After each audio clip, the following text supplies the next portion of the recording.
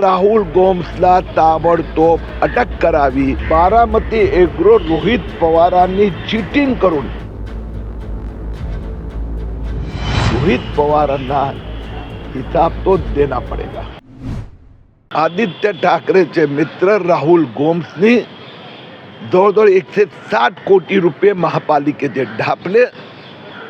दहिसर आणि Mulund Covid centre फक्त 38 कोटी रुपयेचा खर्च, त्याच्या समोर 180 कोटी रुपये त्यांनी रेंट इक्बाल चहलने आदित्य ठाकरेचे मित्र राहुल गोम्स ओ कन्सल्टन्सीला दिला आहे.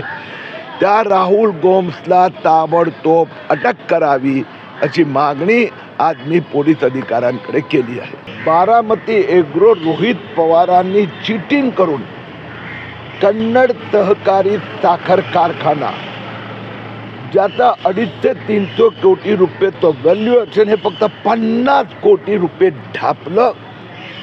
त्याच्या विरोधात अनेक शेतकऱ्यांनी तक्रारी केल्या होत्या. जुलै 2021 मध्ये पोलीस, इन्कम टॅक्स, ईडी सगळीकडे तक्रारी केल्या होत्या. त्याचा पाठपुरावा सुरू होता.